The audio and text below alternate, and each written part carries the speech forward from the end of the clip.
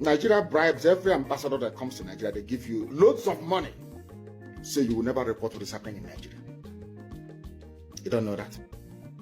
Your diplomats presiding over the slaughter of the innocent. You cannot speak the truth. We are in the middle of a war. The Fulanis have levied war on every indigenous population, ethnic group in Nigeria. All of you can see it. And that is why people are dying in Nigeria.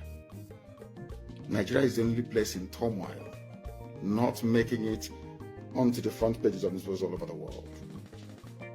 Nobody talks about it because they are all compromised. They've been bribed. Nnamdikanu remains number one prophet in Nigeria. If all this year pulpit bandit in our nana of Chapanje, Kuchapanja, I know they see anything. Do you understand me? Kede to us we describe below war, carrier the Ifa and Yemen and Northern Nigeria. So many of us on the south are tariff in Nigeria, and the government actually Ifa put Ife.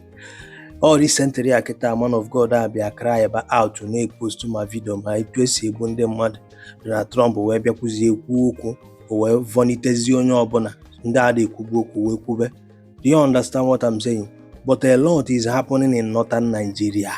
Bandit and ndị terror take go over a lot of villages na mgbago ugwu. Mana ndị na-achị mụ na gana abụ just na ekpuchi the ten ka ọla people ife.